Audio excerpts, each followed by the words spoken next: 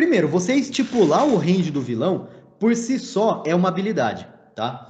E como toda habilidade, quando você treina ela, ela se torna melhor. Mas quando você não treina, o que acontece com uma habilidade que você não treina? Você perde, vai perdendo. Você não desenvolve. O que acontece com aquilo que a gente não treina? Ou você nunca desenvolve, você fica sempre mediano ou ruim naquilo, ou você atrofia. Então é assim, se o seu estudo não considera estipular o range pré do vilão, então a sua habilidade de estipular o range pré do vilão está sendo atrofiada ali. Uhum. Entendeu? Agora, quando você, durante o seu estudo, você se força a estipular o range do vilão, você vai melhorando essa habilidade. Você melhora essa habilidade, o que vai acontecer? Aquela mesma analogia do livro, tá? A mesma analogia do livro. Você lê uma página, depois você pergunta. Aí você percebe que você não sabe. E aí você, na próxima página, você já vai setado para puxar aquela informação principal daquela página. Nessas habilidades, nesses fundamentos aqui do poker, é bem parecido, tá? Porque se no seu estudo você se preocupa em estipular o range do vilão e você sente dificuldade, a próxima vez que você enfrentar um vilão, você já enfrenta ele com o teu cérebro, com a tua mente configurada para já tentar responder essa questão. E o inverso também. Se você não tem essa preocupação no seu estudo, o que você vai fazer? Você vai jogar poker negligenciando estipular o range do vilão. Então você percebe que é um treino em que, assim, não tem neutro nisso.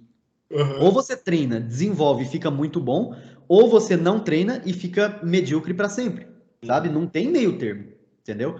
Aliás, o meio termo é aquilo que já acontece de qualquer maneira, é a mediocridade. Mediocridade no sentido de ser mediano, de ser igual a todo mundo, de ser igual ao resto do field, né? Então, para um ambiente de competição como o poker, ser mediano, ser medíocre é quase ofensivo, sabe? Agora, para as outras coisas, não, pô. Um funcionário de banco medíocre, ele faz um trabalho medíocre que não é pejorativo dizer isso, sabe? Ele dá conta de fazer aquilo que precisa fazer ali com uma nota 5, 5,5. E não prejudica ninguém a princípio fazer isso. Numa competição como o poker, não tem como, tá? Beleza, então você vai fazer esse primeiro exercício aqui, entendendo que quando você faz esse exercício, você está configurando o teu cérebro para se preocupar com isso daqui quando você estiver vivendo a situação real. Então, olha aquela simbiose que eu falei lá no começo do nosso processo entre estudo e grind. Faz sentido, né? Sim, total.